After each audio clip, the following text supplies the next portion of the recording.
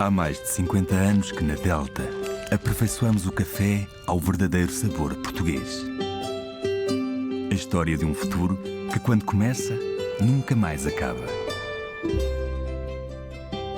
Cada país tem o seu gosto, a sua forma de beber café. Esta é a nossa. Delta Portugal. O café ao gosto português.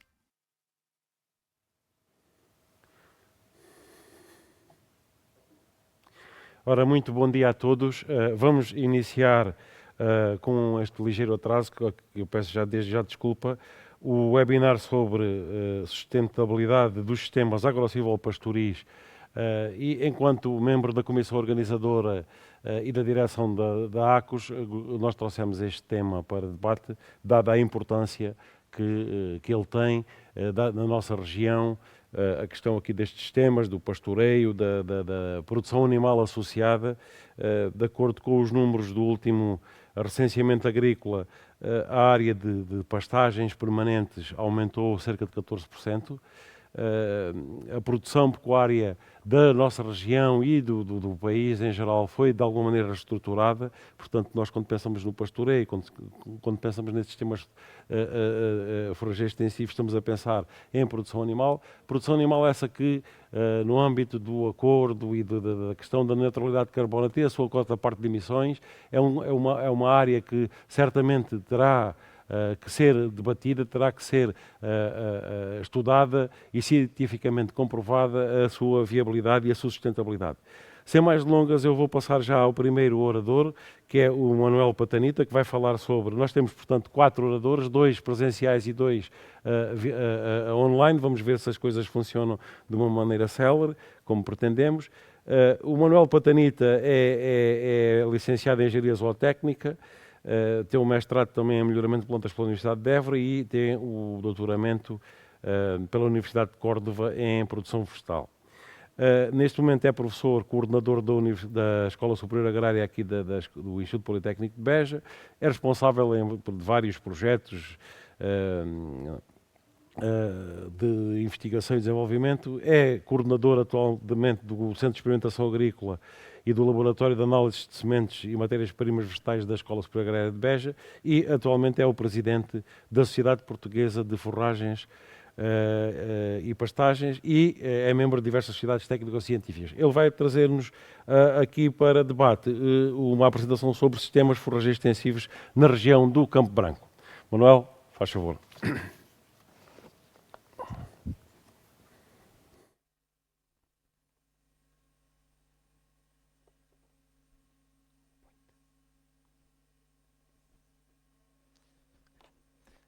Então, muito bom dia a todos. Eu queria, em primeiro lugar, agradecer o convite da organização para estar aqui presente. É com muito gosto que partilhamos aqui alguma das informações que temos disponíveis neste tema tão caro para a nossa região. E queria também felicitar a organização por a realização deste evento nesta época tão conturbada para as nossas vidas. Portanto, é de facto um ato de coragem e de louvar esta iniciativa que envolve aqui, digamos, uma grande inovação e que é para todos também uma experiência nova e também não deixa de ser, de facto, muito interessante.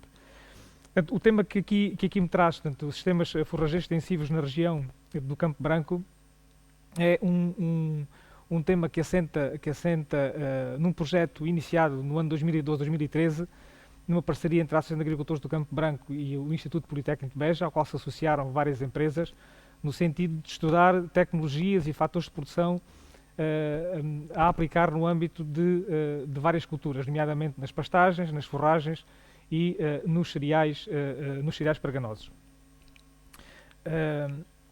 No que diz respeito à ordem da apresentação, portanto, foi estruturada desta forma, caracterizar aqui um pouco a região do Campo Branco no que diz respeito às suas especificidades e nomeadamente no que diz respeito às características da pecuária extensiva nesta região, e depois apresentar aqui alguns dados dos trabalhos que têm sido realizados no que diz respeito à experimentação e demonstração, que tem sido realizada, como disse, em pastagens, forragens, cereais e nomeadamente um sistema cultural em sementeira direta, de certa forma uma alternativa para a rotação cereal-pousio, que é, digamos, o o ponto fulcral desta região, nomeadamente que diz respeito aos apoios agroambientais, e, embora sejam apresentados fundamentalmente dados relativos às forragens. Salientamos aqui, digamos, as forragens como, ou elegemos as forragens como, digamos aqui, o setor mais interessante para esta apresentação, que já vou justificar porquê, e depois umas considerações finais sobre este tema. O Campo Branco é uma região, como disse, com algumas particularidades e especificidades. Tem esta designação devida também ao contraste que existe entre, digamos, a coloração das terras com as terras vermelhas dos chamados bares de Beja. É uma região onde predominam claramente os sistemas de arvenses de sequeiro e a pecuária extensiva. É também aquilo que se considera a região matricial do Campo de Ourique, portanto, ou seja, a região onde antigamente se fazia transumância dos rebanhos da beira interior, e também, em termos de caracterização, dizer que envolve aqui 5 concelhos, sendo que o concelho de Castro Verde é o concelho que a sua totalidade do território está abrangido por esta área. Portanto, além de Castro Verde, como disse, portanto, Aljustrel, Almodóvar, Ourique e Mértola são os concelhos abrangidos por esta área do Campo Branco. Em termos climáticos, é uma zona com uma precipitação fraca, portanto, um total anual relativamente pequeno. Portanto, estamos aqui a falar num período de 14 anos, 2007 a 2020, de 384 milímetros, cerca de menos 120 milímetros do que chove, por exemplo, aqui em Beja. E para além deste volume ser reduzido, temos também uma distribuição muito irregular.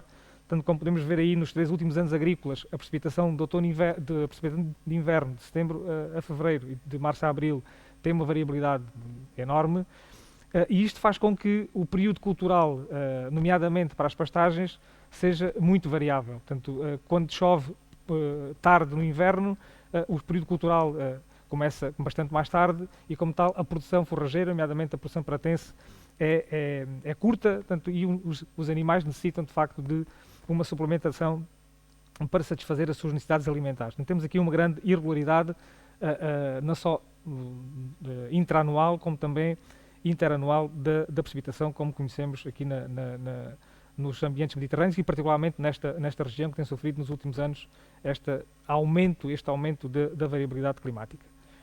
No que diz respeito aos solos, portanto, os solos também são pobres, são solos como nós dizemos, com baixo uso agrícola, com teores de matéria orgânica inferiores a 1%, solos delgados, com espessura efetiva muito reduzida, o que faz com que a capacidade de armazenamento de água seja também, obviamente, reduzida. Solos que são, na sua generalidade, ácidos ou pouco ácidos. É uma região semiárida, com elevado risco de erosão, decorrente também destas características dos solos e, obviamente, suscetível à desertificação. Portanto, esta região está abrangida pela rede de Natura 2000 e, graças a isto, tem aqui, digamos, algumas particularidades, nomeadamente a zona de proteção especial de Castro Verde. Portanto, a zona do Campo Branco está abrangida por esta zona de proteção especial, portanto, é uma zona de estepária, portanto, é a área estepária mais importante do nosso país, portanto, tem cerca de 85 mil hectares, sendo que 60 mil hectares desta área são de Pesedo-Estepe. Portanto, envolve aqui, como disse ainda há pouco, vários municípios, sendo que Castro Verde é aquele que está, digamos, mais abrangido nesta zona de proteção especial. É uma zona de grande biodiversidade, como não podia deixar de ser, e em função, ou fruto de a zona do Campo Branco estar circunscrita a esta área, foi desenvolvido uma medida agroambiental específica para esta região, que se chama o Apoio Zonal Agroambiental de Castro Verde, medida esta que tem vindo sucessivamente a ter várias designações. Portanto, começou com a designação de plano zonal, depois evoluiu para intervenção territorial integrada, mas não deixa de ter, digamos, os mesmos objetivos e também os agricultores terem os mesmos compromissos que estão abrangidos por este apoio zonal, como vamos ver mais à frente. Portanto, é uma medida que foi implementada em 1995 e permanece até aos nossos dias, eventualmente, claro que com alguns ajustamentos que têm vindo a ser realizados.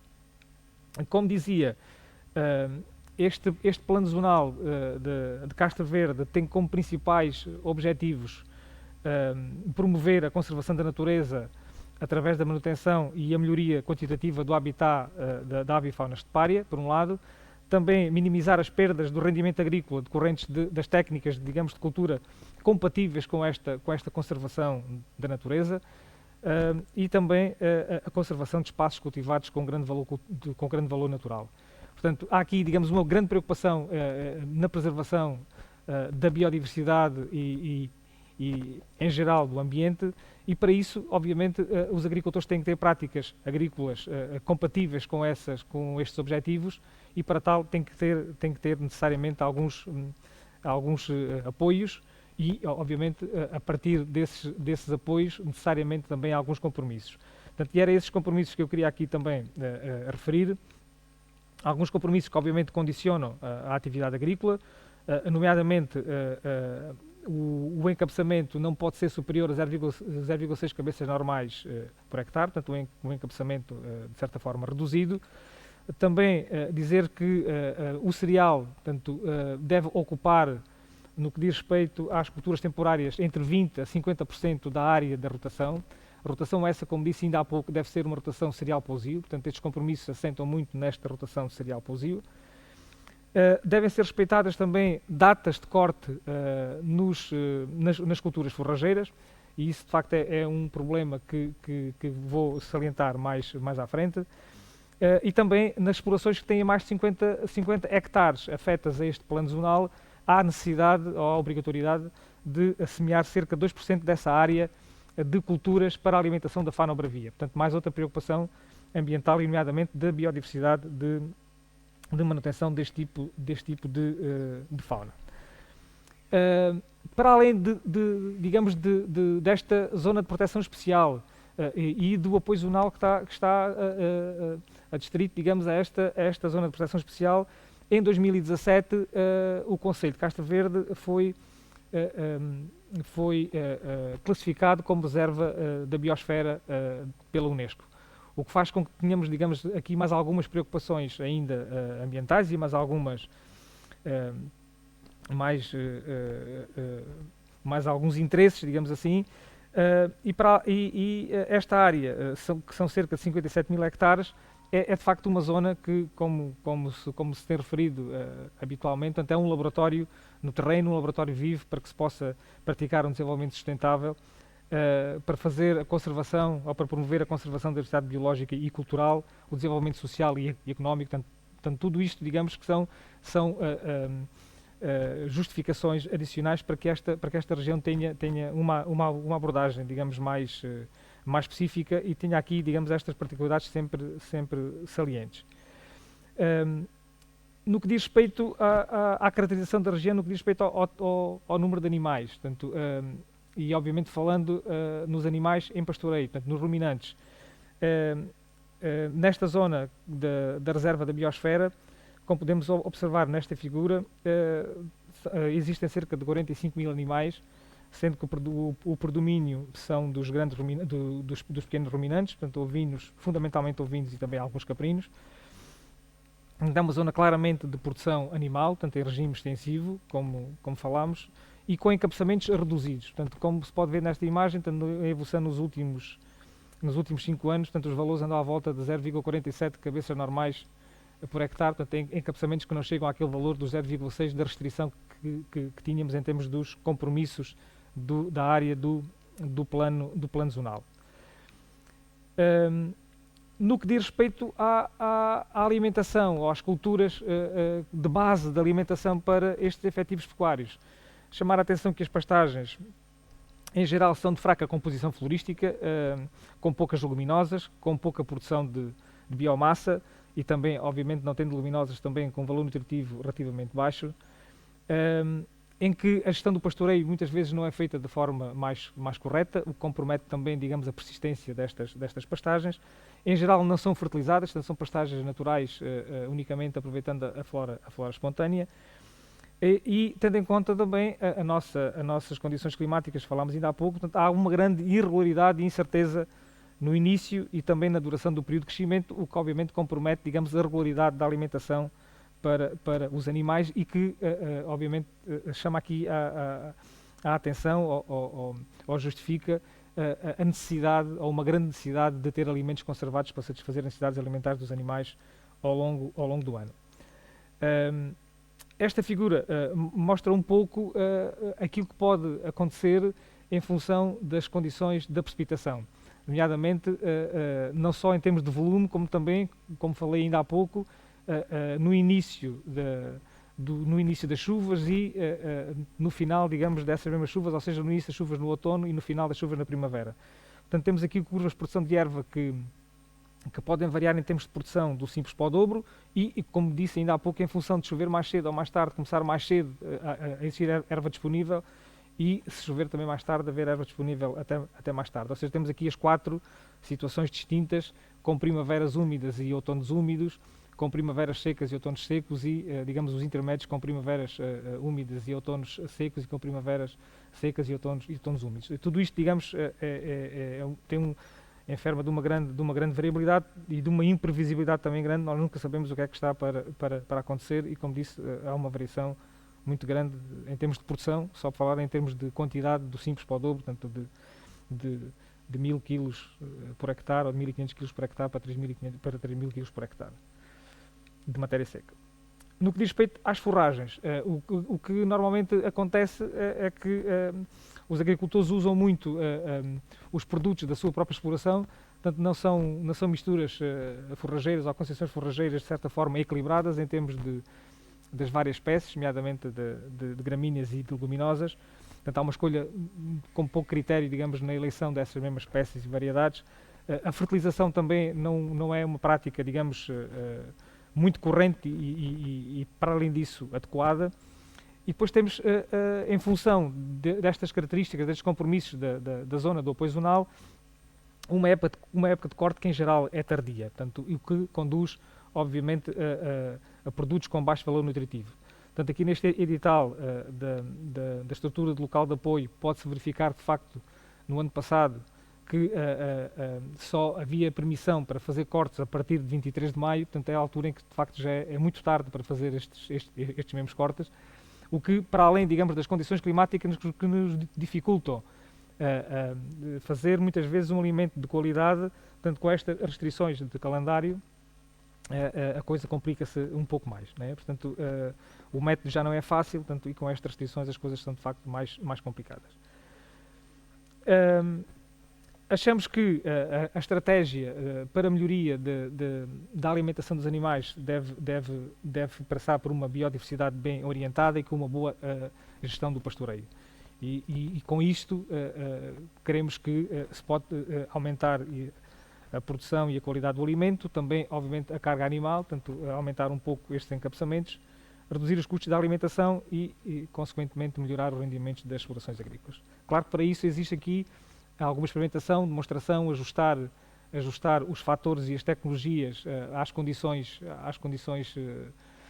edafoclimáticas e também àquilo que existe nas explorações. Portanto, há aqui um trabalho que tem vindo a ser desenvolvido e que tem dado, digamos, alguns frutos e muitos agricultores têm, digamos, feito os seus ajustamentos com base na experimentação que tem vindo a ser realizada. Portanto, como disse, em pastagens, em cereais, em forragens e no sistema cultural, em sementeira direta, como disse, o que tem sido feito tem sido a experimentação e a demonstração de espécies, de variedades, de técnicas culturais, nomeadamente de estratégias de fertilização, e que no que diz respeito aqui ao sistema cultural em sementeira direta, portanto, um sistema de mobilização de conservação do solo, neste caso de não mobilização, que particularmente importante para esta região, com teores de matéria orgânica baixos nos solos, como ainda há pouco disse, portanto, um sistema que pode contribuir para melhorar essa característica e, consequentemente, outras que estão alinhadas com ela, nomeadamente a retenção de água no solo. Portanto, e dizia eu, portanto, um sistema cultural que pode ser uma alternativa à tal rotação cereal-pousio e que tem sido aqui testado uma rotação de triticale, uma concessão forrageira, uma aveia e ervilha que pode ter aqui uma dupla aptidão de ervilha proteaginosa para colher grão ou então para fazer a colheita para forragem, para conservação. Portanto, eu vou apresentar aqui alguns dados só das forragens, das concessões forrageiras, porque tem sido daquilo que nos últimos tempos tem sido, digamos, mais procurado pelos agricultores, no sentido de melhorar, digamos, a alimentação dos animais com base nestes alimentos conservados.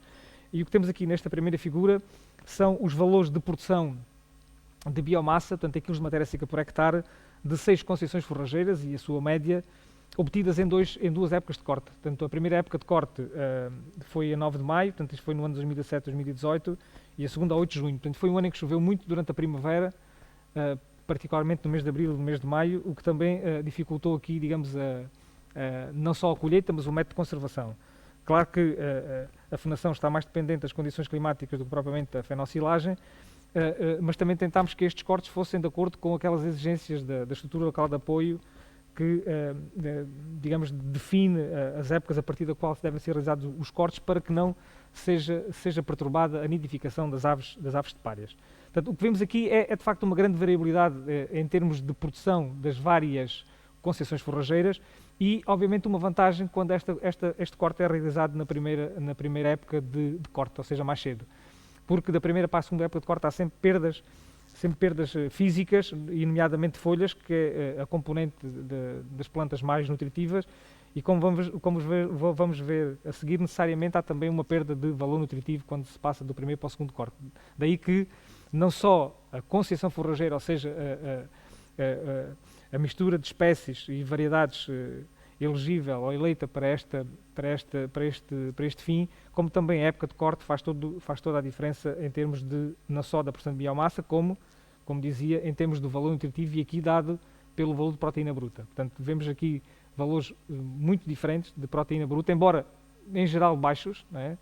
Mas muito diferentes do primeiro corte, que foi realizado, como disse, a 9 de maio, portanto, com as barras azuis escuras, para as barras azuis claras do segundo corte, realizado a 8 de junho. Portanto, quando olhamos para a média, vemos valores em média de 7% no primeiro corte e de valores de 3,6% ou 3,7% no primeiro corte. Valores, de facto, muito baixos que não satisfazem, nomeadamente este valor mais baixo de 3,5% não satisfaz, ou 3,6%, não satisfaz as necessidades nutritivas dos animais em pastoreios. Portanto, uma vez que a flora microbiana necessita de valores semelhantes a este, portanto, e pouco resta, digamos, para a nutrição animal.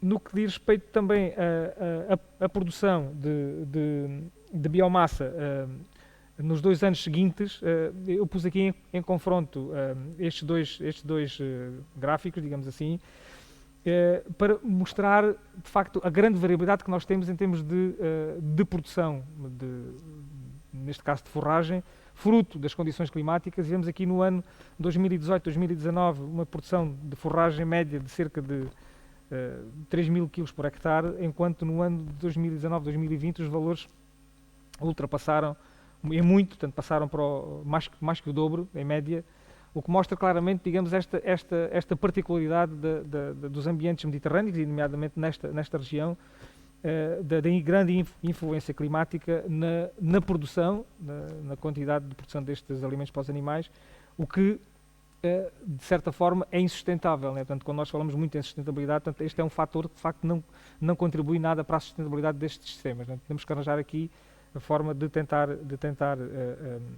obviar estas situações e passa, obviamente, por tentar escolher espécies mais adaptadas às condições ecológicas da região, tendo sempre, obviamente, em conta que esta situação não pode ser totalmente ultrapassada, porque as condições climáticas, nomeadamente a distribuição da precipitação, faz toda a diferença. Para além da produção de biomassa, como falei, também os valores nutritivos variam de ano para ano e, obviamente, em função das misturas que são colocadas no campo. Aqui vemos também valores muito diferentes do ano 2017-2018 para o ano 2018-2019, tanto com valores de proteína bruta também bastante diferentes e variáveis, como disse, em termos das várias misturas forrageiras. Portanto, é um compromisso que importa ter, tanto na seleção e no acompanhamento, na técnica cultural destes materiais para tentar minimizar estes problemas, como há pouco falei. Portanto, e como disse, isto tem contribuído um pouco para tentar melhorar a condição alimentar dos animais. Portanto, muitos agricultores têm alterado os seus modos de produção, no sentido de acompanhar de uma forma com mais rigor as culturas e escolher também com mais critério as concessões forrageiras que realizam, no sentido de ter maiores produções e também melhores valores nutritivos. Para finalizar, dizer que a estratégia para a pecuária extensiva nesta região queremos que passe por uma promoção da competitividade e da valorização dos sistemas de produção agropecuários extensivos, que nomeadamente poderão, digamos, com a efetividade, digamos, de trabalhar com este foco, podemos contribuir para aumentar a produtividade económica dos fatores de produção.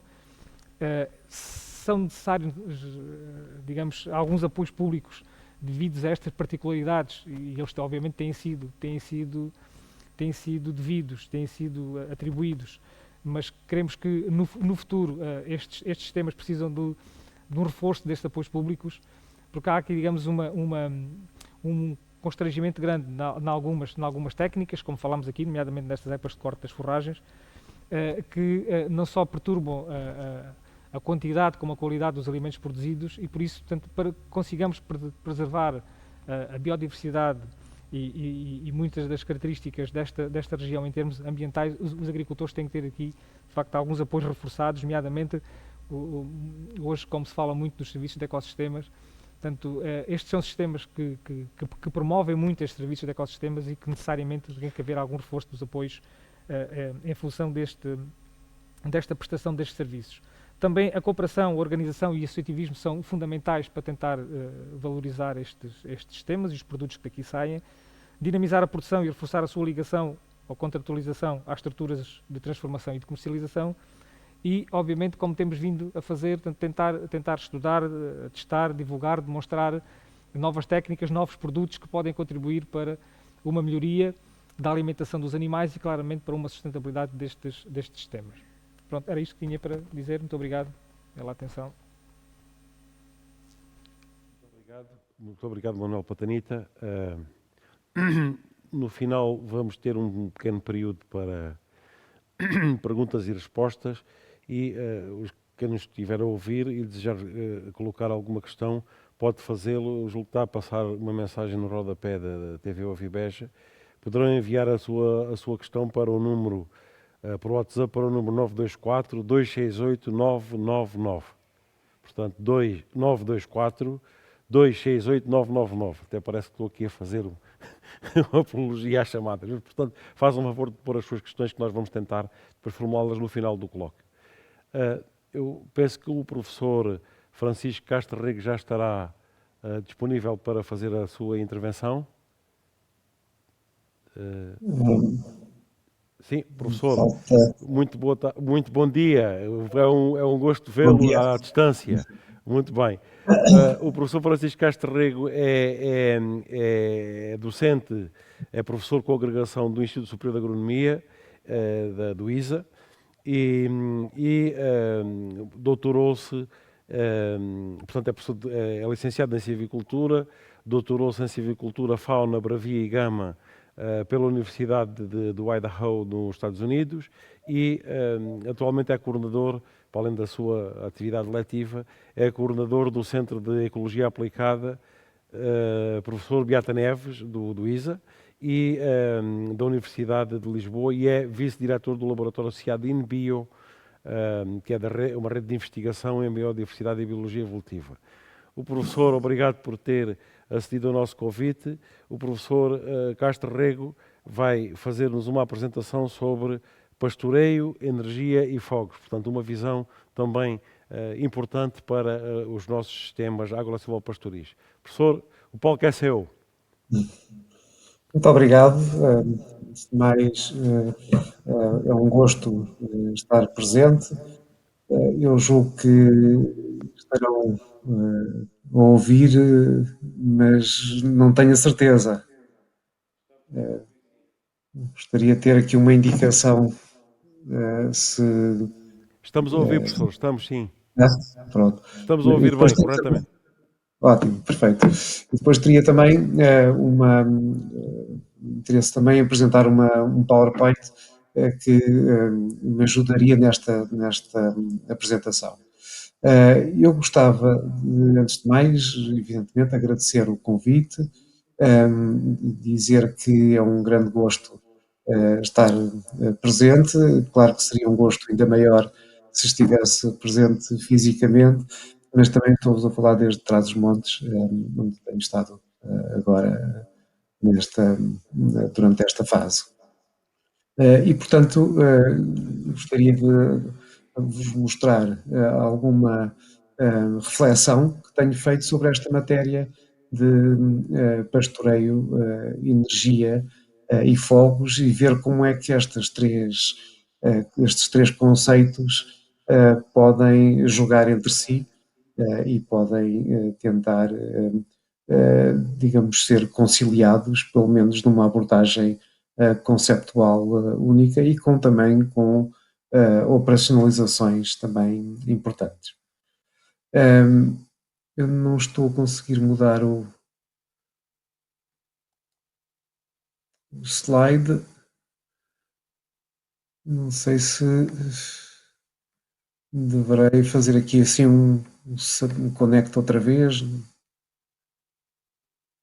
Gostava de ter aqui alguma indicação sobre essa matéria.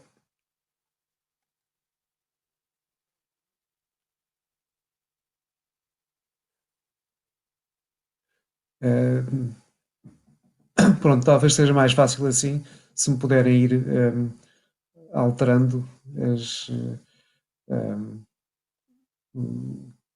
slides.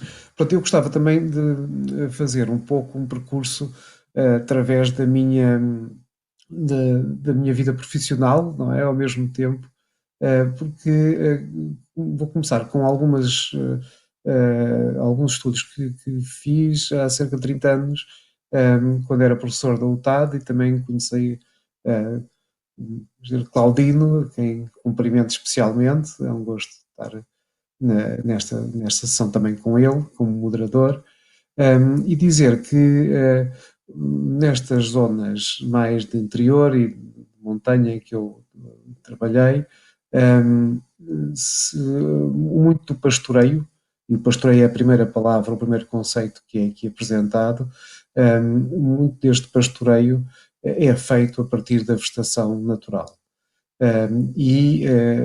Uma das primeiros trabalhos a fazer é sempre perceber qual é a dieta destes animais no que respeita à sua relação com a composição florística que está disponível para a sua alimentação.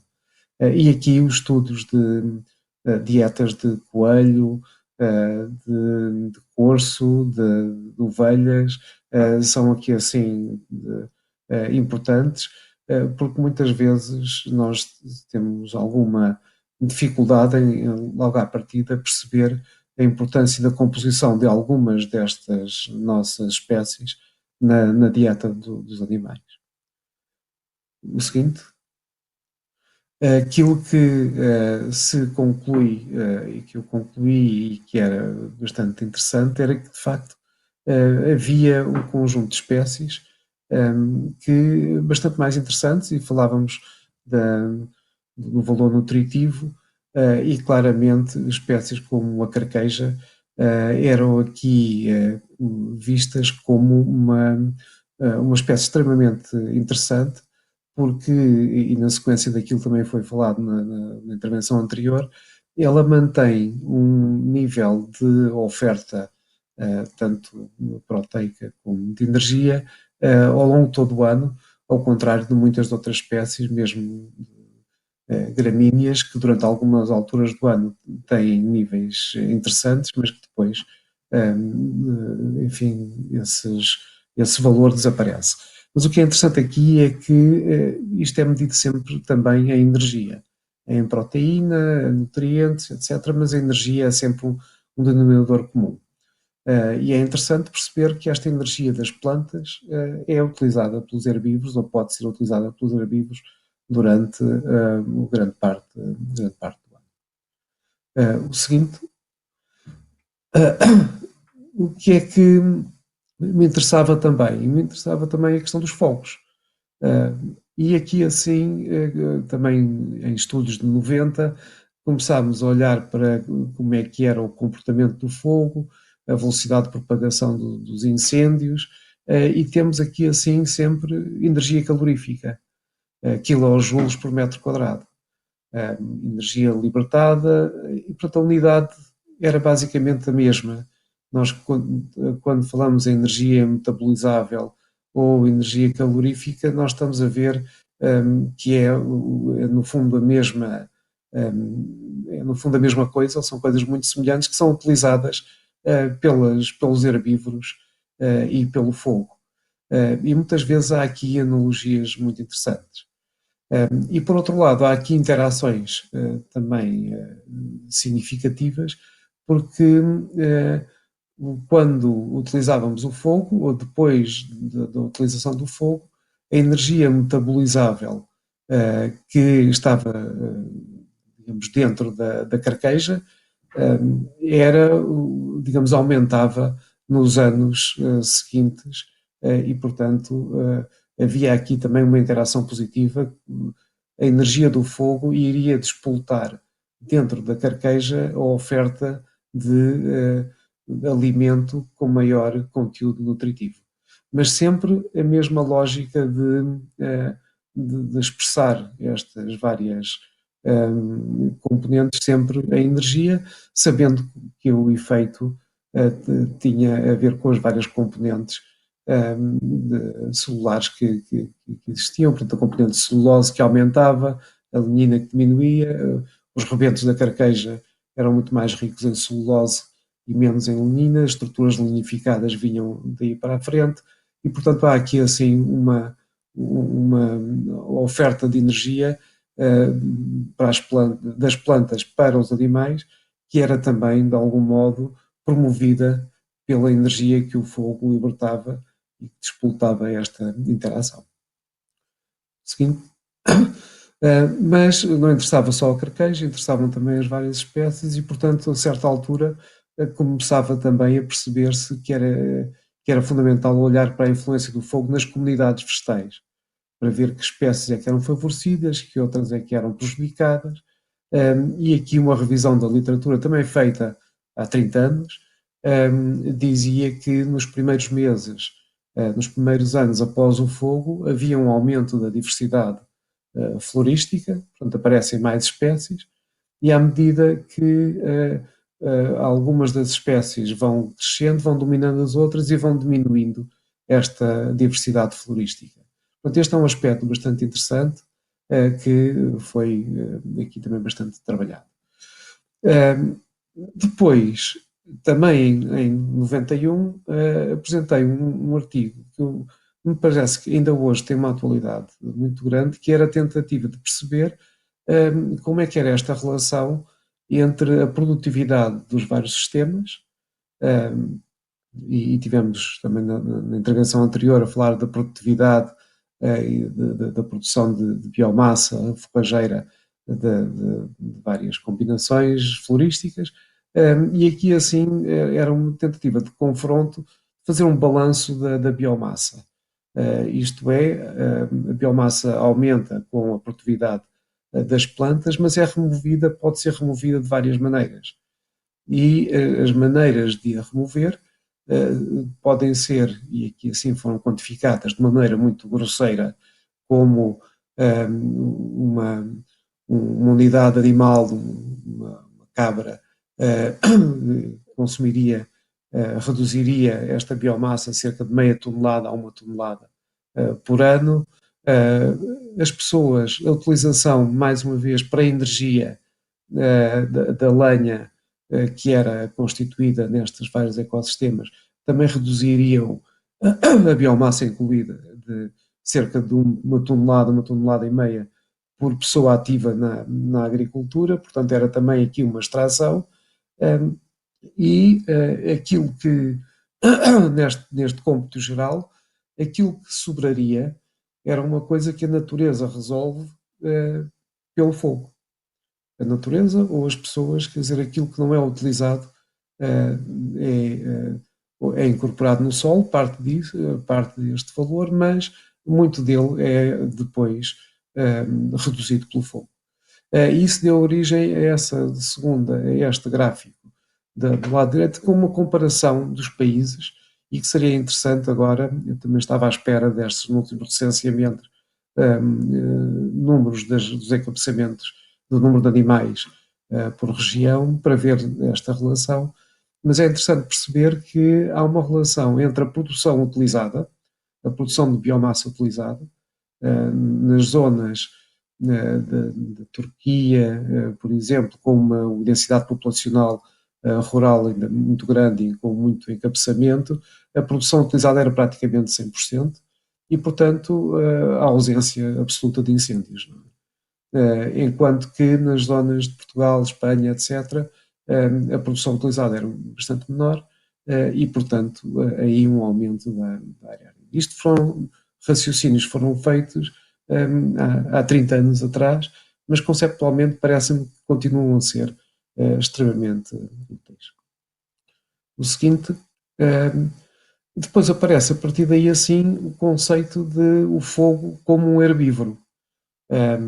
Houve um artigo muito interessante escrito em 2005 por dois personagens muito criativos, William Bond e John Kelly, que olham para o fogo como um herbívoro. E aqui é uma imagem um pouco provocadora de se perceber que, no fundo, estão os dois elementos a fazer a mesma coisa, a consumir a vegetação portanto, são de algum modo competidores para o mesmo recurso, são, no fundo, competidores, libertam energia de maneira diferente, mas libertam a energia das plantas, um através de uma combustão e a outra através da respiração, que também é uma combustão do ponto de vista químico, é completamente equivalente. E neste conceito é também interessante perceber que, ainda no outro anterior, desculpa, neste conceito também é importante perceber que há algumas ideias em que, algumas teorias em que apresentam o fogo praticamente como um ser vivo. É um ser vivo que nasce, que cresce, muitas vezes quando não queremos, reproduz-se, digamos, também como não queremos, e acaba por ser, por morrer, não é? Por ser extinto, e ao longo desse processo ele também respira, não é? Portanto, também consome vegetação e também produz, como todos os outros seres vivos, o CO2, também o metano, também o CO com combustão incompleta, que tem que ser posto ao mesmo nível. Portanto, o fogo e o pastoreio não são, no fundo, muito complementares e muito parecidos, muito mais do que nós, se calhar, à primeira vista, considerávamos. A seguir, estes mesmos autores, o William Bond, sobretudo, têm feito muito trabalho para perceber qual é a relação entre o fogo, o pastoreio, e no pastoreio distingue os grazers dos browsers, os que se concentram mais na vegetação herbácea, com os que concentram mais na vegetação arbustiva, e tentar perceber qual é a sua influência no coberto arbóreo. Nas zonas do sul do país, isto é muito interessante porque o montado, em muitas situações, é muito equivalente à savana em termos de coberto arbóreo e, portanto, muitos dos conceitos podem ser aqui assim também trabalhados. Mas o que era importante era perceber que havia interações complexas entre o fogo e pastoreio. Agora, o seguinte, que essas interações complexas podem ser aqui expressas.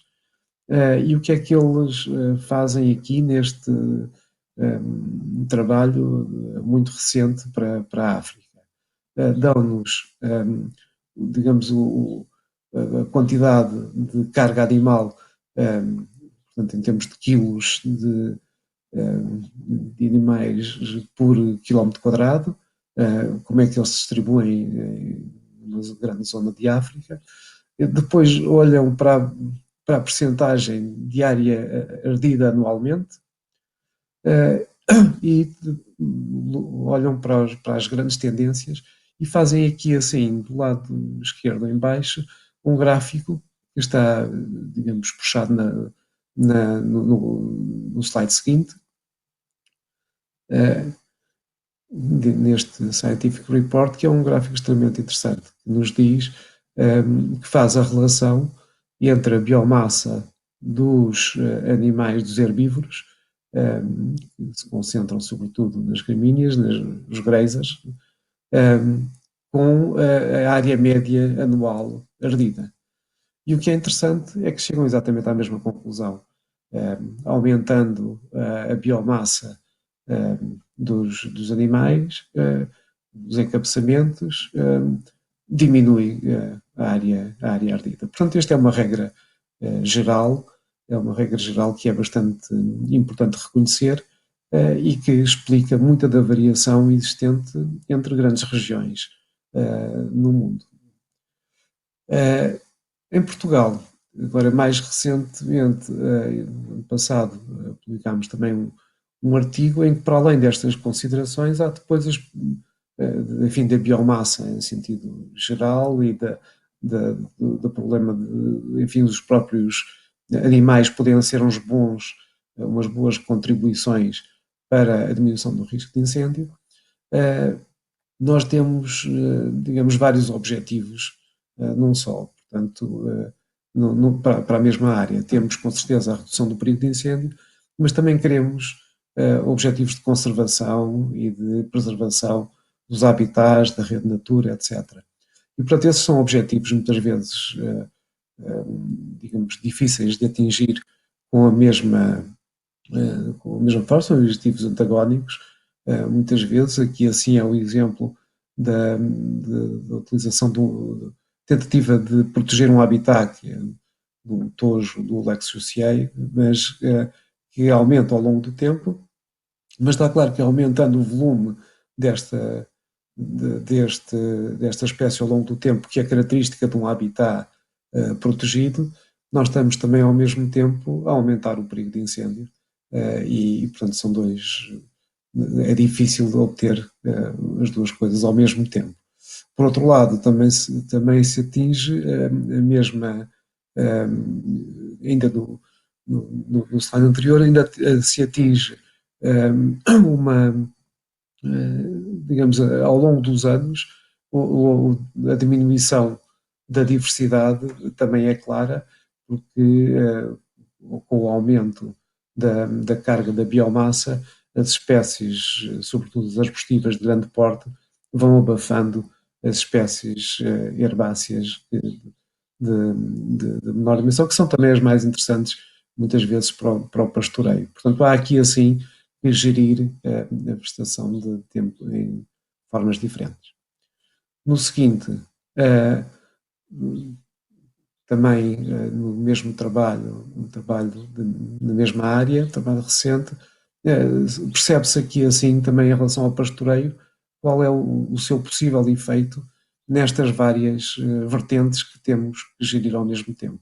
A composição das plantas, portanto, aqui assim é o efeito do pastoreio, mas o efeito do pastoreio em vários níveis. Portanto, um é o mosaico dos habitats na área da pastagem, na área mais arbustiva e zonas intermédias, e o que se vê é que ele pode ter efeito diferente na composição, no estado de conservação e nos serviços de ecossistema, que também já aqui foram falados, e portanto pode, enfim, o pastoreio pode estar aqui assim perfeitamente integrado e deve estar integrado, e uma boa gestão do pastoreio em complementar, muitas vezes complementado também com a gestão do fogo, pode ser extremamente útil para atingir um melhor compromisso destes objetivos. Portanto, nós queremos sempre que eles sejam todos coincidentes na mesma área, mas há trade-offs, há de facto negociações entre estes objetivos que têm que ser feitas. Já agora, Aproveitava também esta oportunidade para vos dizer que na área do fogo eu tenho continuado a trabalhar. Vai aparecer este ano, e é o próximo slide, é um momento de publicidade, digamos um livro que vai sair sobre ciência do fogo, da química até à gestão da paisagem, e nesse sistema do fogo vem um conjunto de exemplos que permitem perceber que nós podemos, com soluções inteligentes, ter utilizações de fogo controlado que complementam o pastoreio e que permitem uma boa gestão do habitat.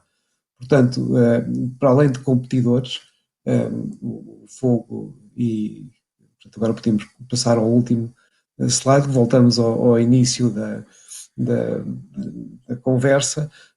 Quando falamos no pastoreio, energia e fogos, o pastoreio e os fogos comungam, digamos, a sua necessidade de energia e comungam também uma libertação de energia, são competidores para o mesmo espaço e para o mesmo consumo. Uns têm seletividades diferentes em relação às plantas e, portanto, podem também ser utilizados não só em competição, mas também em cooperação.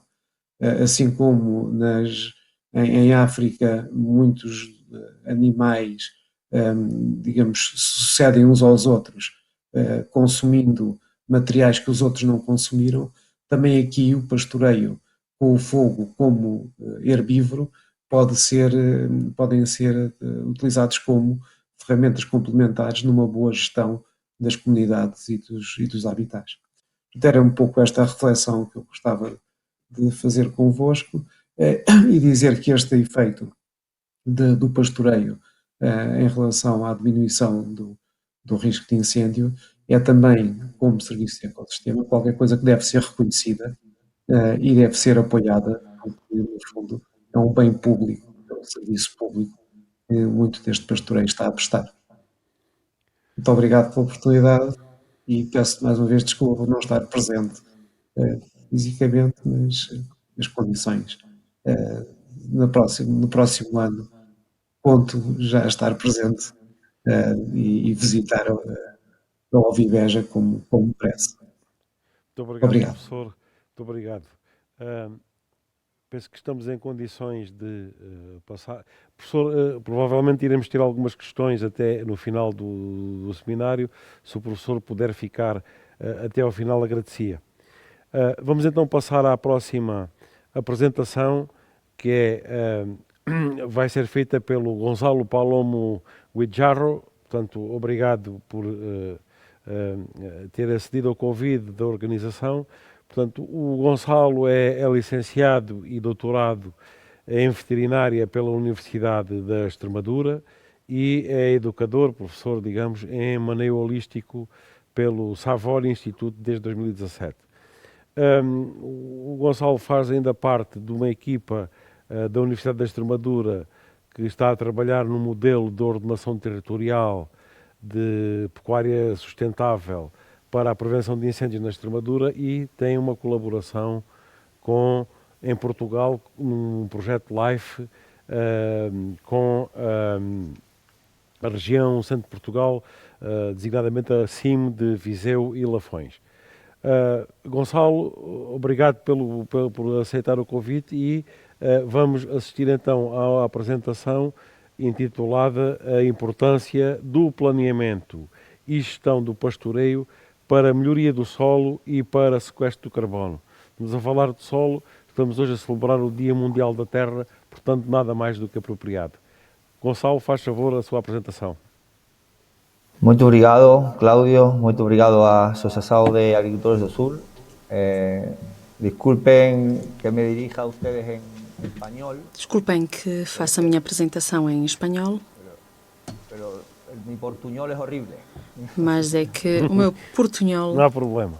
é péssimo. Como já disse o Cláudio, atualmente temos o projeto LIFE, que está a ser desenvolvido graças à liderança da Câmara Municipal de Viseu, que é sobre o controlo de incêndios florestais com métodos alternativos, zonas prescritas e controlo de pastoreio. Por isso, a conferência do professor Francisco Castro foi de grande interesse para mim, mas estamos a trabalhar em vários projetos que estudam o impacto ambiental positivo da pecuária extensiva com um modelo de pastoreio holístico. Nós trabalhamos em toda a cadeia de valor, desde a origem, ovelhas marinas pretas, que podem ver na imagem, no montado, e esta outra imagem que estamos a ver aqui, que seria a representação da biodiversidade do montado, uma peça de arte la importancia de este sistema agrario de alto valor natural en el Congreso Mundial de la Biodiversidad de Hawái. ¿Vale? Esto es fieltro, está hecho con lana de ovejas. Está feita com lã de ovelhas e é uma obra de arte feita com feltro. A questão aqui nos sistemas de sudoeste é estar o mais longe possível desta imagem, que poderia ser um deserto de uma das zonas áridas do globo, o que seria, por exemplo, o deserto do Gobi ou o Ceará. E isto pode ser imediato. Isto é uma fotografia da zona de Castuera e é uma fotografia do verão de 2017, um verão especialmente seco. Na medida do possível, também temos esta imagem, um monte com muitos arbustos. Temos aqui umas cercas que nos ajudarão a gerir os incêndios florestais que também temos nesta área. Em toda esta zona do montado, na metade sul-ocidental da península, onde temos pouca rentabilidade, uma baixa rentabilidade por hectare, se bem é uma das zonas maiores da Europa, temos uma baixa rentabilidade e temos de procurar estratégias de produção agrícola e pecuária, principalmente pecuária, que é o que se está a impor no suleste, para melhorar esta rentabilidade. Uma maneira de alcançar esta rentabilidade é convertindo os pastos também em sequestradores de carbono. No lado esquerdo podem ver como é que temos um solo com pasto bem gerido, que aumenta a sua densidade de carbono. Quanto mais carbono tiver, mais escuro é o solo, e isto é devido a que o sistema de raízes vai o mais baixo possível. Quando pastoreamos, temos de tentar que a raiz perviva e assim favorecer esta bomba de carbono, ter picos de consumo posteriores a um desenvolvimento radicular adequado, que vai garantir um bom vigor para ter um bom novo pasto. A nível de eficiência de sequestro de carbono, o solo depois do oceano é o maior sumideiro,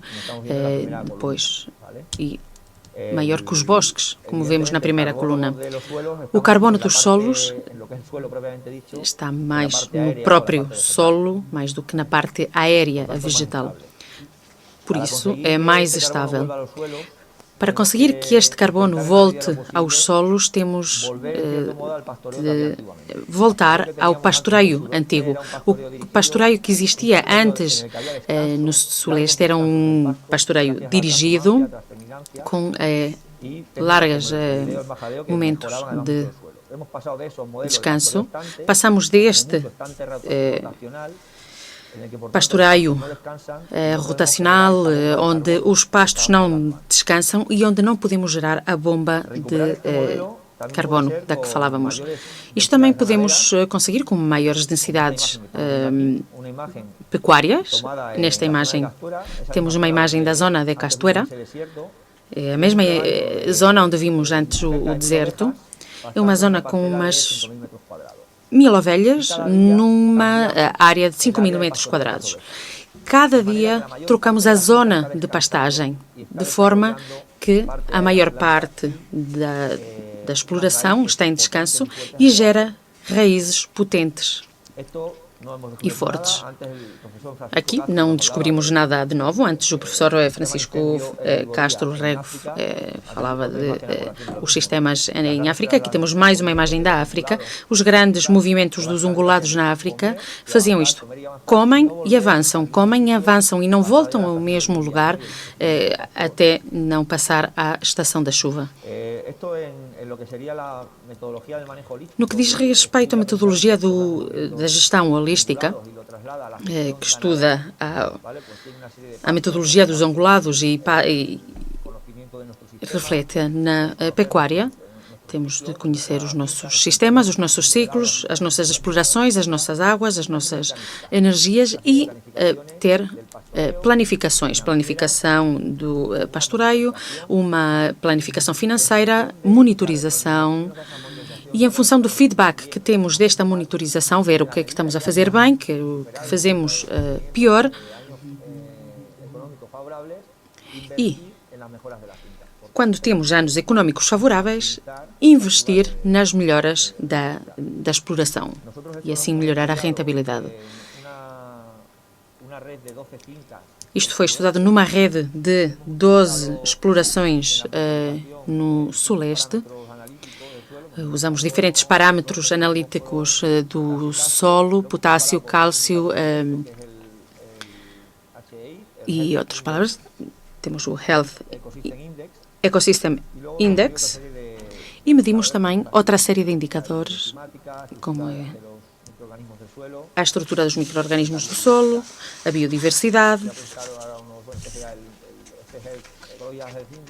Aqui temos o Health Index e aqui temos uma data de imagens para que possam ver. Aqui temos um solo na parte direita e o mesmo espaço a nível de fotografia de passagem. Tinha uma pontuação de menos 55, numa graduação que vai de menos 100 a mais 100.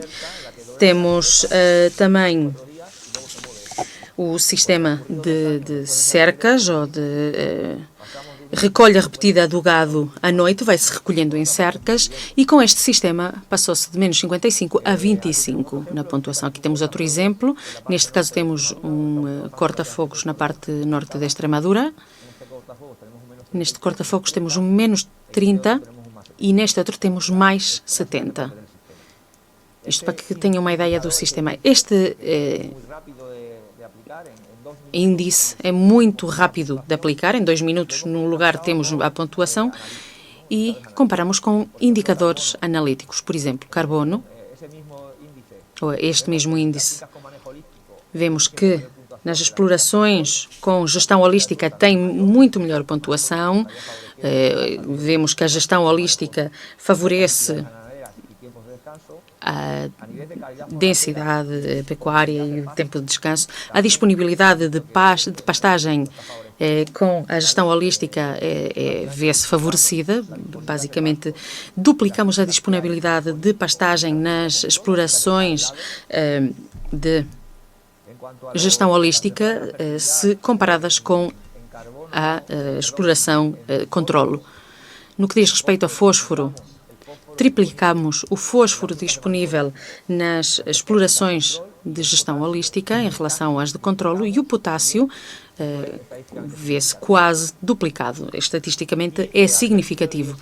E em termos de biodiversidade, nas explorações de gestão holística é também ligeiramente superior que nas de controlo. Aqui a diferença já não é tão marcada. Este método de pastoreio está a ser usado, o aproveitamento, mas então temos com gestão urbana, florestal, gestão da zona de pastoreio. Aqui temos uma zona marcada, que é a que se vê salva dos incêndios. era uma zona que, de forma não planificada, de forma ancestral, salvou-se do incêndio. Isto é devido a estes criadores que têm iniciativas que abrangem a zona leste da Extremadura. No caso de Portugal, seria equivalente à Beira Interior, e esta é toda a rede de corta-fogos que estamos a tentar atender com os criadores da zona.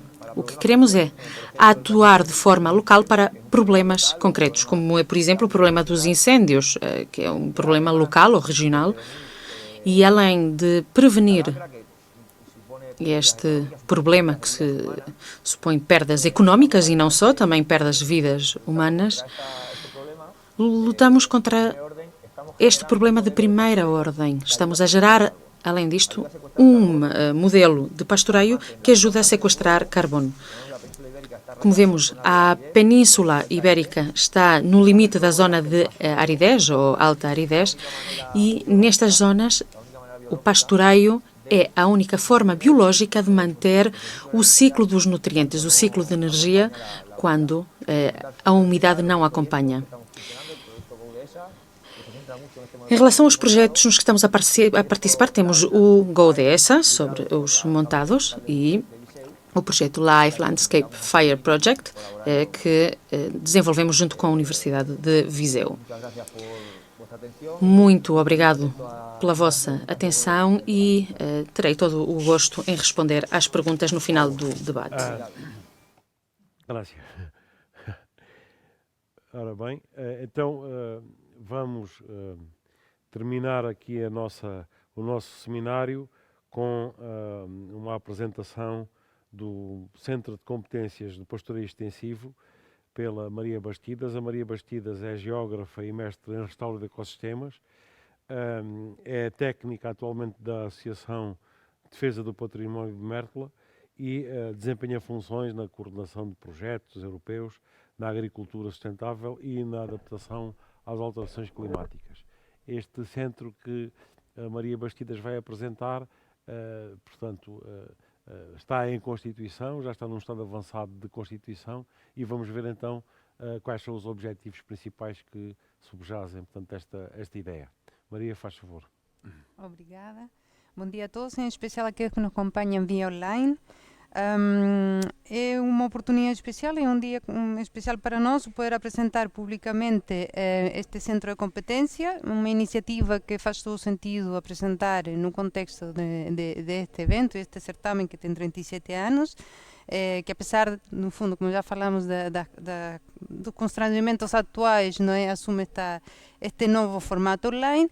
E como decía, no fundo é com a alegria que queremos apresentar-vos aqui o que é esta iniciativa que pretende um bocadinho valorizar aqui o que temos vindo a ver durante a manhã, que é o papel e o valor que tem o pastoreio extensivo e a pecuária extensiva e no fundo que pretende querer aqui um bocadinho contrarrestar aqui o que é uma tendência mundial. Portanto, verifica-se que passamos de uma situação em termos de pecuária caracterizada pela extensividade, por sistemas policulturais e por uma escala pequena, passando ao nível mundial e o Portugal e o Alentejo não têm vindo a ser a exceção, para um sistema mais intensivo, mais especializado, de uma escala maior, geograficamente concentrado e orientado para mercados. É importante relembrar que este sistema de pecuária extensiva, não é, que é aquilo que temos vindo a acompanhar durante a manhã, tem um conjunto, não é, de impacto de enorme interesse, hoje são muito falados e muito valorizados, não é, em termos ambientais, como é a conservação dos ecossistemas, o armazenamento de carbono, o controle da erosão, a purificação da água, a preservação da biodiversidade, a manutenção das paisagens abertas, habitats naturais, a regulação das cheias e o controle de incêndios. Todo este tipo de valores dão, no fundo, uma importância ambiental a esta atividade que, evidentemente, se complementa com uma importância econômica significativa, ainda mais, como vimos, o pastoreio extensivo é característico das zonas de sequeiro, como vimos, as zonas de sequeiro ocupam grande parte do território português e, portanto, fixam populações e mantêm a economia. Além disso, evidentemente, criam emprego e asseguram paisagens e costumes, tradições e culturas importantes de conservar e mantém, então, portanto, o interesse e a característica dos territórios. Foi com esta visão que um conjunto de entidades se uniram, chamamos nós entidades fundadoras, não é, para a constituição deste centro de competência. Este centro surgiu pela iniciativa da ACO, da Cooperativa Agrícola do Guadiana e da Associação de Defesa do Património de Mértola, que convidaram um conjunto de atores com representatividade do setor a nível nacional. Estamos a falar da ANCOS, da Direção Regional do Alentejo, da Feira, da Fertiprado, do INIAV, evidentemente, um parceiro estrutural e fundamental para a criação dos centros de competência, do IP Bragança, da Sociedade Portuguesa de Pastagem e Forragem e da Câmara Municipal do Fundão. Entidades com reconhecido trabalho neste setor e que serão, no fundo, aquelas que vão despontar este processo. Vou comentar mais adelante em que etapas é que estamos. É importante mencionar que este centro surge em colaboração com o projeto Live Adapt, um projeto coordenado pela Universidade de Córdoba, em que se juntam vários parceiros espanhóis e portugueses e que pretende, no fundo, adaptar a pecuária extensiva às alterações climáticas.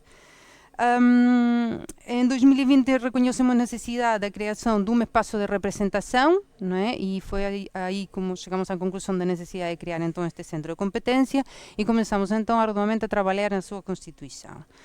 Em fevereiro foi feito o convite aos membros fundadores, somos 11 até à data, e foi desenvolvido um processo de criação de entrevistas bastante exaustiva para tentar, no fundo, fazer uma caracterização ao nível nacional. Portanto, a pecuária extensiva é uma atividade que se ajusta, como é evidente, como é toda a agricultura, aquilo que é a realidade climática, os contextos económicos, sociais e culturais do território onde ela ocorre e, portanto, era importante, no fundo, levantar informação daquilo que é a realidade ao nível nacional.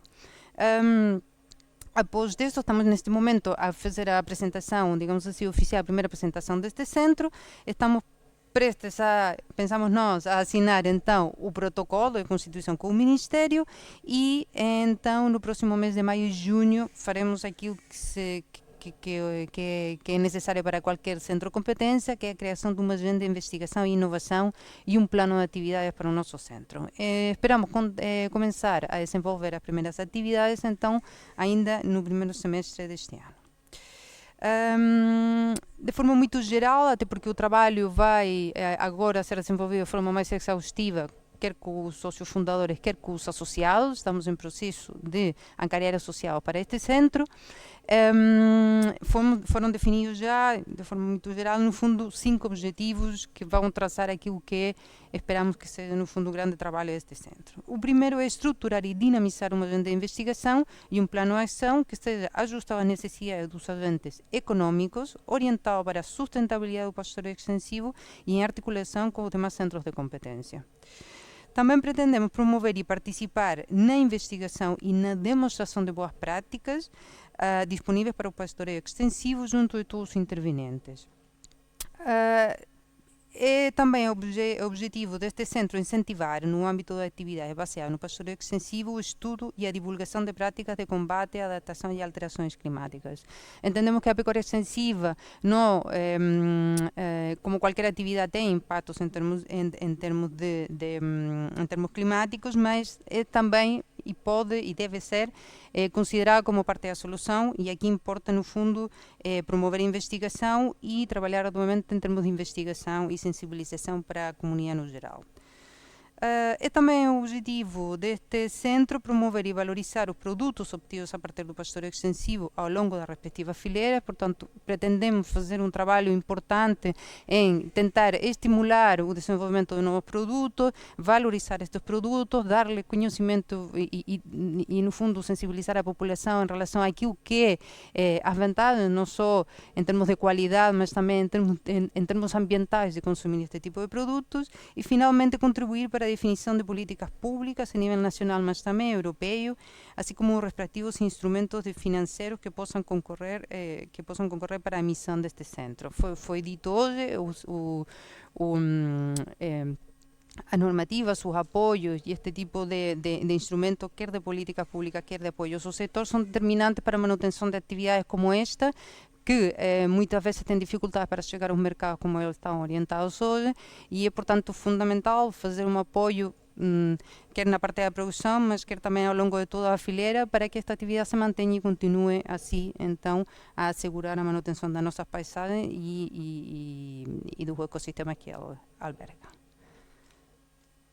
Então, por nossa parte, ficarão com certeza a ouvir nos próximos meses mais sobre nós, e estão todos convidados a seguir o Centro de Competência, que é um espaço que pretende reunir a todos aqueles que trabalham.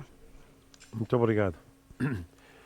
Ora bem, passamos agora, provavelmente já estamos adiantados na hora, de qualquer das maneiras, nós recebemos da parte de quem nos está a acompanhar aqui duas questões dirigidas as duas ao professor Patanita, portanto, o professor Manuel Patanita. Portanto, a primeira questão tem a ver com, uma vez que,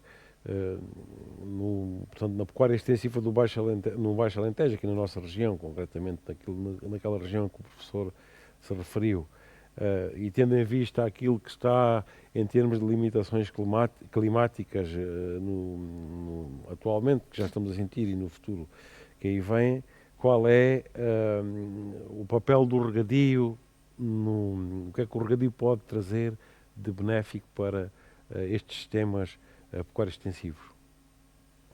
Bom, o regadio, naquelas explorações que têm, digamos, a felicidade ou a sorte de ter uma componente da área disponível para rega, o regadio dá um conforto, digamos, muito grande à pecuária extensiva, no sentido de que, nomeadamente estes sistemas forrageiros, quando podem perfeitamente entrar nas rotações nesses locais disponíveis para o regadio, e termos aqui, digamos, uma quantidade de alimento conservado que, sendo feito em regadio, digamos, podemos prever, digamos, de uma forma mais correta aquilo que vamos ter em termos de quantidade e também, eventualmente, em termos de qualidade. Ou seja, a possibilidade de ter uma parte regada das nossas explorações agrícolas que assentam em sistemas agropecuários permite-nos intensificar, de certa forma, de uma forma até sustentável, né, esses sistemas agropecuários que assentam no pastoreio extensivo, mas que necessariamente têm que ter um contributo das forragens, portanto, e inevitavelmente, porque a pastagem, pois, por si só não é suficiente para satisfazer as necessidades dos animais ao longo de todo o ciclo produtivo. Portanto, é um complemento, certamente, muito complemento importante. E tem que um ser encarado. Importante, sim. Claro, obviamente. A outra pergunta, talvez um bocadinho mais complicada, tem a ver com as regras do apoio zonal de Castro Verde. Qual é a sua opinião, se há uma visão mais tendente nestas regras à criação de um santuário do que à compatibilização com a atividade agrícola e conservação da avifauna estepária? Portanto, esta visão mais de conservacionista versus a produtividade dos sistemas que nós estamos mais habituados na pecuária, a utilização desses sistemas por as nossas espécies. Eu acho que pode haver um equilíbrio entre essas duas visões, digamos assim, né? É evidente que pode. Eu acho que nos últimos tempos tem ido um bocadinho, se calhar, mais para a situação do santuário, digamos assim, né?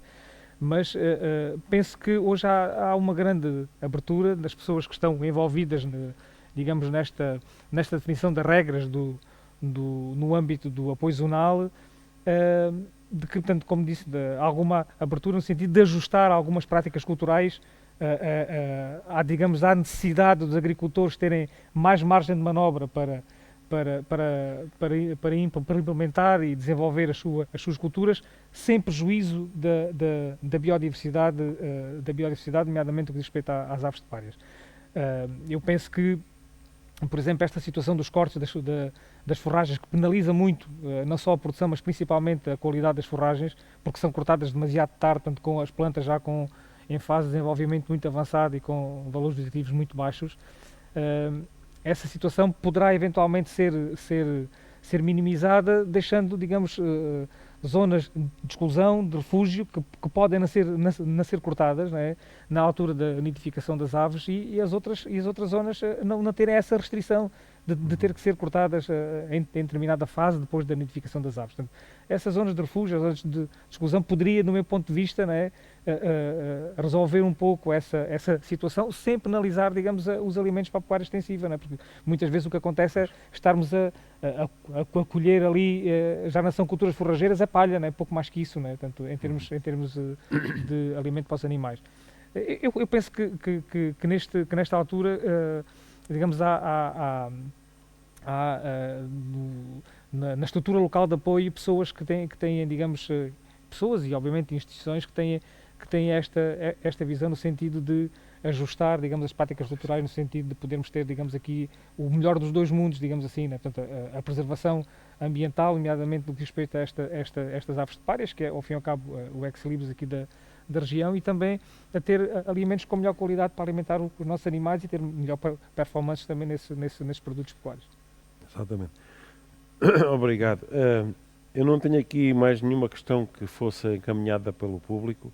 No entanto, eu não sei, eu penso que o professor Castro Rego e o Gonçalo ainda continuam em linha.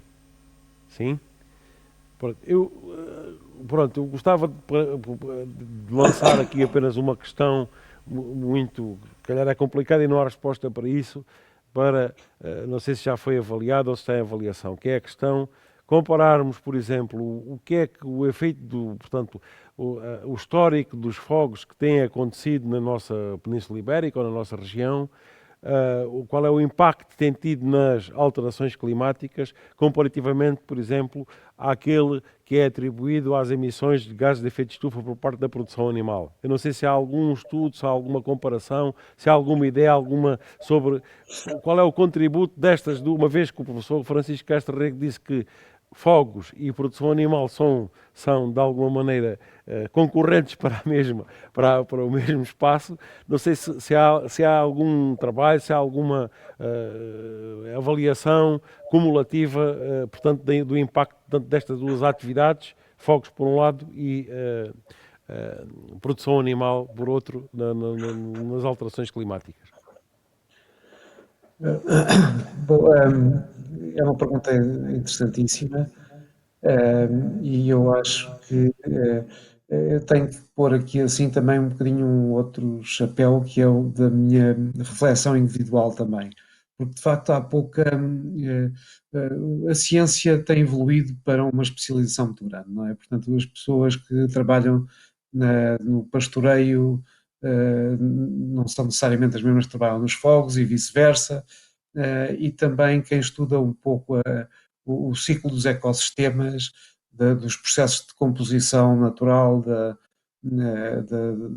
respiração do solo, etc., não trabalham também geralmente com uma coisa ou com outra, e portanto geralmente falta essa avaliação global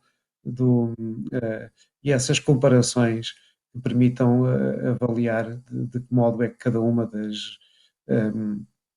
destas atividades influi, sabendo que elas, digamos que a natureza continua a funcionar independentemente das nossas opções. Tem-se dito muitas vezes, portanto, em relação, por exemplo, aos fogos e mesmo ao pastoreio, a questão da libertação do CO2, do metano também, etc. Quer dizer, a respiração do solo, que acontece todos os dias, também liberta CO2, também liberta metano, tudo o que é combustão, tudo o que são processos de combustão fazem o mesmo tipo de libertações e devem ser analisados comparativamente. E isso eu acho que é um aspecto muito importante e que nunca tem nunca tem acontecido. Por outro lado, há uma outra reflexão, que essa é muito própria minha, que é o seguinte: faz-me muita confusão como é que nas alterações climáticas, nos grandes modelos das alterações climáticas, o efeito direto do aumento da temperatura pelos produtos da respiração, sejam eles fogo, sejam eles pastoreio, sejam eles animais, sejam eles até população humana, quer dizer, tudo aquilo que é combustão liberta, para além de CO2, liberta vapor d'água, e o vapor d'água é um gás de efeito estufa ainda superior ao CO2, e liberta diretamente energia para a atmosfera. E essa libertação de energia para a atmosfera, essa libertação direta de energia para a atmosfera, não está contabilizada nos modelos climáticos globais. E, portanto, eu acho que há aqui, assim, também trabalho a esse nível que deve ser feito, porque só assim é que podemos ter uma compreensão global do funcionamento do sistema.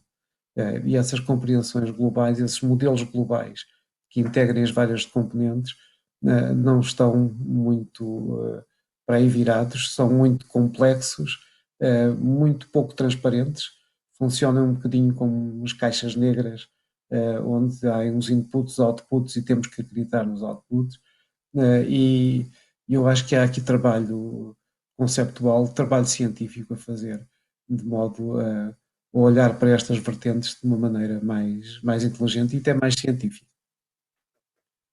Concordo plenamente nessa questão, professor, dos inputs e outputs. Às vezes basta mudar ligeiramente uma variável nos inputs e aquilo tem um impacto logo nos outputs. Portanto, de facto, é aquilo que nós vemos nas publicações científicas, às vezes, para a mesma realidade, estimativas completamente díspares.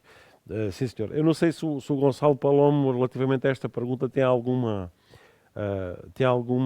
reflexão a comungar connosco?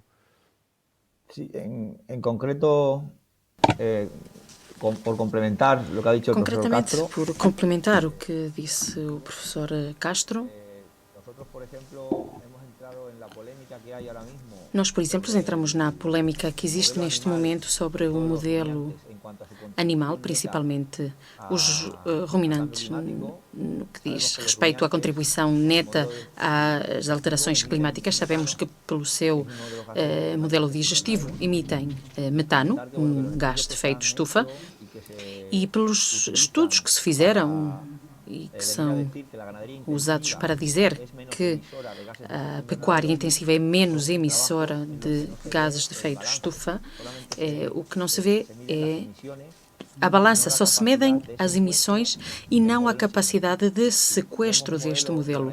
Se vemos um modelo de pecuária extensiva num montado onde temos o sequestro a nível do solo, do que falávamos antes, até num solo mal executado, sequestra carbono. Depois temos a biomassa e comprovamos que no montado, pelo menos nos montados da província de Cáceres, o balanço em 20 anos é de zero emissões.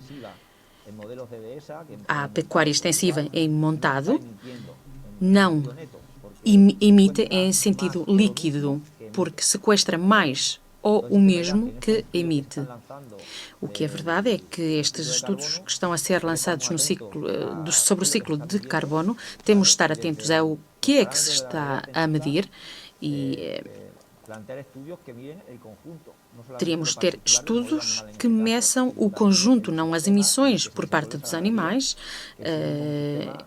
mas também ter em conta que é um sistema sustentável que tem capacidade de sequestro de CO2 e outros impactos atmosféricos ou ambientais. Gonçalo,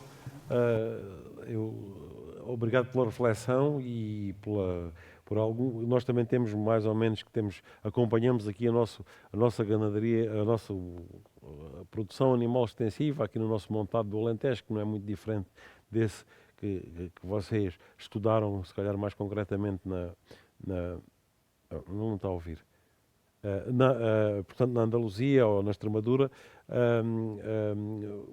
Portanto, nós também temos essa percepção. De qualquer das maneiras, é importante nós aferirmos cientificamente essa questão, e daí este centro de competências que nós estamos a querer criar e que foi aqui apresentado pela Maria Bastidas, vir no sentido de nós tentarmos perceber e aprofundarmos melhor o conhecimento, uma vez que, de facto, a produção animal extensiva é muito peculiar na nossa região, vai continuar a ser utilizada, é sustentável e, ao contrário do que muita gente apregoa, não tem o efeito nefasto nas alterações climáticas, como se diz. Portanto, eu penso que, não havendo mais questões a colocar, daríamos por finalizado este webinar. Agradecer uma última palavra aos oradores que estiveram aqui presentes e agradecer também àqueles que online tiveram a paciência de, durante esta hora e meia, portanto, ouvir, portanto, as apresentações. Penso que foi positivo a temática que foi aqui abordada. Houve aqui alguma informação muito relevante que pensamos e algumas reflexões que serão importantes e, portanto, nós damos por terminado este webinar. No âmbito aqui da programação da Ovibeja, voltamos às 2h30 da tarde com uma mesa redonda sobre a viticultura no Alentejo. Portanto, a todos eu me despeço com muita amizade, e é pena que no próximo ano, ou pelo menos no próximo ano, vamos ter aqui uma Ovibeja presencial. Obrigado a todos.